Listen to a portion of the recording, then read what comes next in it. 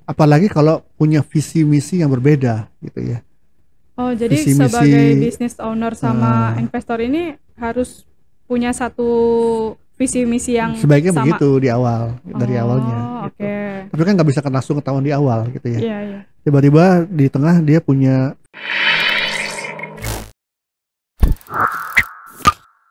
Banyak orang mikir kalau mau bangun bisnis yang sukses itu harus ada investornya. Tapi di sisi lain, ada juga bisnis yang tanpa suntikan dana dari orang lain itu bisa berkembang. Nah, sebenarnya kalau misalkan mau bisnis sukses, itu harus ada investor atau enggak sih? Yuk langsung aja kita tanya dengan Coach Adit. Halo Coach, Halo, apa kabar Coach? baik, alhamdulillah. Alhamdulillah. Hmm. Oke gini Coach, sebenarnya kalau misalkan bisnis itu apakah perlu ada investor kah atau nggak perlu sih Coach? Ini kan tergantung ya kalau jawab gitu ya. Hmm, Tergantung kebutuhan dan situasinya juga ya. oke. Gitu. Jadi ada dua cara kan, apakah memang dapat modal dari investor atau Mm-mm. dari uang sendiri gitu ya. Hmm. Bootstrap ya, istilahnya itu apa itu ya, saya lupa gitu Mm-mm. ya. Nah, ini masing-masing ada kelebihan kekurangan gitu. Nah, Jadi apa tuh Coach? nggak bisa mana yang paling benar, yang paling bagus, nggak juga ya, tergantung berbagai pertimbangan gitu. Nah kelebihan kekurangannya itu apa Nah, Coach? kalau kelebihannya ya, kalau dengan investor, Mm-mm. ya kalau dengan investor kelebihannya Mm-mm. yang jelas ya langsung dapat modal gede gitu. Itu udah pasti. Dari investor gitu ya. Mm-mm. Selain modal gede ya dapat sumber daya juga kali gitu ya. Karena investornya juga mungkin akan selain dalam bentuk dana, dia juga akan menginvestasikan dalam bentuk sumber daya. Dia punya sumber daya yang bisa diberikan ke kita gitu ya. Hmm. Itu kan akan membantu kita bisa lebih cepat ya untuk Hmm. melakukan apa ya, dengan modal gede itu kan kita bisa macam-macam nih. Iya. Contohnya gitu ya. Dan juga kelebihannya lagi dari investornya sendiri mungkin bisa jadi sebagai semacam mentor buat kita gitu ya. Ya kan Oh. mereka biasanya kan orang-orang yang memang sudah lebih berpengalaman dalam berbisnis Mm-mm. ya, sudah lebih ya sudah lebih experience, sudah banyak asam garam. Jadi dia bisa memberikan saran-saran ke kita gitu Hmm. ya. Dan juga dengan adanya investor eh, apa ya, risiko bisnis itu nggak kita tanggung sendiri gitu kan. Hmm. Artinya eh, karena nggak modalnya juga lebih tersebar ya, ada yang dari dia dengan dari kita, jadi risiko kegagalan atau risiko bisnis itu bisa ditanggung secara bersama gitu Oh. dengan investor itu. Tapi kekurangannya Mm-mm. gitu ya, namanya juga investor pasti dia punya ada ada agenda juga dong, ada keinginan juga ya Betul. yang harus kita penuhi gitu ya. Mm-mm. Eh, Bisa jadi mereka juga punya tekanan pressure yang memberikan pressure ke kita. Mm-mm. Ya baik itu target lah atau harapan-harapan mereka yang kita harus jalani.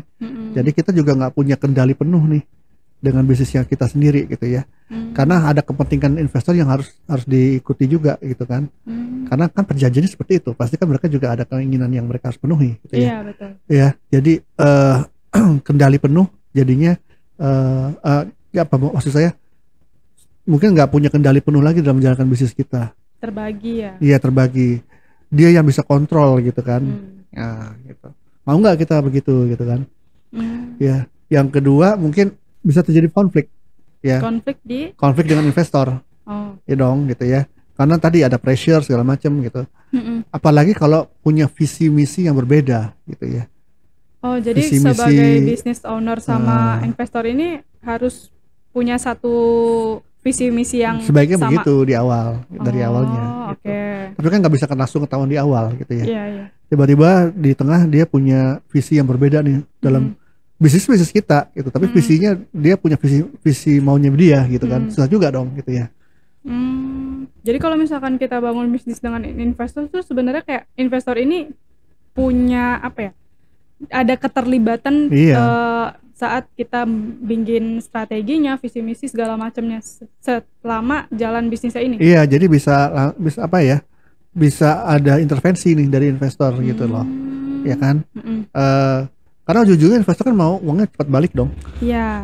Uangnya mereka dapat untung dong gitu kan, Mm-mm. balik lagi uangnya. Mm-mm. Itu kan target utama mereka itu gitu kan. Mm. Gitu ya, misalnya kamu punya bisnis restoran, Betul. visi kamu nih restorannya restoran keluarga gitu kan, Mm-mm. tempat orang keluarga datang gitu ya, Mm-mm. pokoknya kenyamanan dan suasana keluarganya tuh yang kamu inginkan di situ. Tapi investor karena dia juga ingin cepet-cepet untung gitu kan, dapat kembali uangnya, dia benar-benar ngejar target penjualan, target target keuntungan gitu ya, yang mana tuh harus mengorbankan suasana kekeluargaan di situ gitu ya. Jadi yang orang bisa berlama-lama di situ sekarang jadi harus cepat saji kah atau gimana, harus cara ritmenya lebih cepat, yang mungkin nggak cocok sama kamu gitu kan, karena kamu punya visi di awalnya kan kekeluargaan, contoh gitu ya. Oke. Kan jadi konflik gitu. Ya. Belum lagi nanti ada investor yang nggak suka dengan karyawan kita gitu kan, tertentu gitu kan. Oh, bisa sampai spesifik bisa itu. aja gitu kan. Ya tergantung perjanjiannya seperti apa nih gitu ya. Minta dia dipecat gitu. Serem juga ya. Contoh ya. Iya. Tapi biasa sih investor tuh ya lebih ke yang high levelnya aja sih gitu ya. Gitu. Tapi ada juga yang investor yang dia naruh orangnya di situ. Oh, sumber dayanya dari dia. Jadi dia naruh orangnya untuk memonitor dan untuk memantau, memastikan apakah operasional berjalan sesuai dengan yang dijanjikan gitu kan. Oh, kayak orang dalam gitu, Coach? Iya, taruh di situ. Oh. Ada yang kayak gitu juga ya. Macam-macam makanya. Oke, nah kalau misalkan kita nggak pakai investor, itu kelebihannya apa, Coach? Kelebihannya ya kebalikan dari kekurangan yang tadi investor itu. Iya kan? Jadi kendali penuh gitu ya. Kita kendalinya penuh gitu. Terhadap bisnis kita nentuin sendiri mau kemana gitu ya, mau jalan pelan mau jalan cepat gitu kan, mau rekrut berapa orang gitu kan, mau kerjaan sendiri itu kita sendiri nentuin gitu kan, mau target penjualan berapa gitu ya, kita sendiri yang kontrol gitu kan. Nah, kemudian kelebihan yang lainnya adalah tidak ada konflik perbedaan visi gitu ya. Apalagi kalau kita jalankan sendiri gitu kan. Jadi nggak ada friksi-friksi gitu ya, karena kita punya kontrol penuh gitu ya. Tapi ya kekurangannya ya tadi adalah kebalikan dari kelebihannya gitu ya. Itu mulai dari yang punya investor ya gitu. Ya modalnya kita terbatas. Jadi pertumbuhannya mungkin nggak bisa scaling up dengan cepat gitu ya. Bertahap. Tapi organik aja gitu ya. Ya nikmati aja progresnya gitu kan, pelan-pelan. Ya yang penting nggak perlu ngutang gitu ya sama bank. Yang penting nggak ada yang dikejar-kejar orang investor untuk segera cepat-cepat balik gitu ya, ngembalin uangnya gitu ya. Jadi pertumbuhannya lebih perlahan-lahan gitu ya. Tapi ini juga sebetulnya bukan kekurangan semata sih, bisa jadi juga suatu hal yang bisa dinikmati ya gitu ya. Iya benar. Gitu. Ya kekurangannya lagi jadinya ya sumber daya bisa terbatas gitu ya. Karena ya hanya bergantung dengan sumber daya yang bisa kita rekrut kan, yang kita punya, kita bisa beli gitu kan.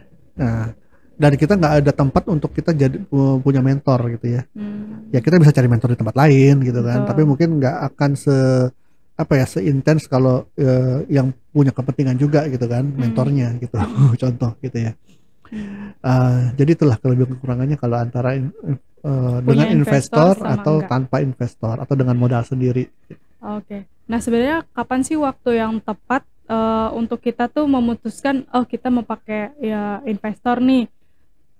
Terus atau kapan juga sebaiknya bertahan tanpa investor, Coach?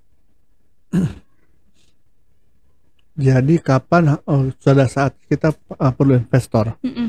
Jadi bisa aja memang awalnya bootstrap gitu kan, atau dengan modal sendiri sampai titik tertentu untuk supaya bisa naik level lagi perlu investor gitu ya. Syarat utamanya pertama menurut saya kalau bisnis model kita sudah proven. Bisnis model kita sudah proven ya, karena pasti investor akan melihat itu. Ya supaya dia mau, kan itu kan sebagai rasa keyakinan mereka ya terhadap bisnis kita. Bisnis model kita itu memang sudah proven menghasilkan penjualan, menghasilkan untung gitu ya, dan menguntungkan gitu ya, dengan market yang sudah stabil gitu ya, dengan ceruk pasar yang sudah jelas gitu kan. Nah jadi kita hanya perlu dana lebih untuk scaling up, bukan untuk memperbaiki bisnis model lagi gitu ya. Jadi bisnis model ini harus benar-benar menurut saya loh ya, yang sudah matang dulu, karena itu daya tarik buat investor gitu.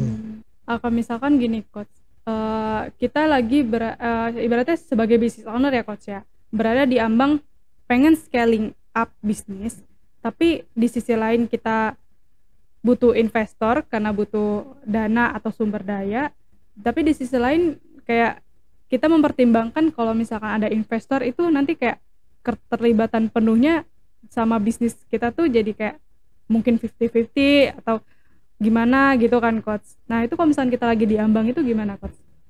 Aku bingung tanya. Kayak diambang gini, ketika misalkan nih saya bisnis owner, nah saya tuh lagi diambang, saya mau bisnis saya berkembang, ya kan Coach. Nah terus di satu sisi saya ingin menambahkan investor, ibaratnya kayak mungkin ada usulan untuk nambah investor untuk nambahin dana atau sumber daya. Oh iya. Nah ketika tapi di sisi lain ada juga yang kita ini aja tetap kita aja nggak usah investor, kita naikin target atau gimana kayak gitu.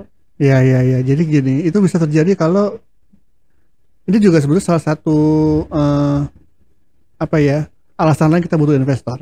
Ketika tiba-tiba memang ada peluang besar yang butuh dana cepat. Ya itu butuh investor sih, gitu ya. Bisa butuh jadi dana cepat. Iya, butuh dana cepat karena ada peluang besar yang nggak bisa dilepas nih. Nggak bisa lama-lama.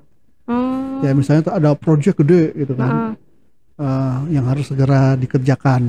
Kalau nggak nih hilang nih peluang ini gitu loh. Contoh ya. Gitu. Tiba-tiba ada market baru yang gimana gitu ya. Jadi butuh dana besar agar prosesnya bisa dilaksanakan gitu ya. Peluang ini bisa diambil gitu ya. Nah itu juga mungkin perlu investor. Okay. Gitu ya. Ya kalau misalnya memang peluang itu kita bisa melihat peluang ini juga nggak akan cepat hilang. Ya mungkin ada pertimbangan udah nggak usah pakai investor kan gitu kan. Iya. Bisa pelan-pelan gitu. Tapi biasa kalau peluang itu cepat datangnya gitu kan dan gampang hilangnya gitu. Nggak bisa nunggu dia peluang itu. Oke, kalau misalkan nih Coach kayak ibaratnya kita memutuskan untuk pakai ada investor gitu. Yeah. Nah investor ini apakah untuk jangka pendek selama project itu aja atau bisa butuh jangka panjang? Ya bisa macam-macam ya. Ada yang dua jenis ya. Ada investor yang memang dia sekedar untuk temporary project tertentu, tapi ada investor yang akhirnya menjadi kayak bisnis partner deh gitu ya, yang bisa seterusnya gitu ya. Oke, berarti nggak selamanya. Ya kalau misalnya udah visinya pendek. sama, udah nyaman, udah ini bisa jadi terus ya jangka panjang gitu. Wah menarik nih teman-teman. Jadi buat teman-teman sebagai business owner udah punya investor belum nih? Mau tanya-tanya terkait bisnis, langsung aja hubungi kontak yang ada di deskripsi ya. Mungkin cukup sekian dari aku Aulia. Saya Aditya Mijaya. Sampai jumpa.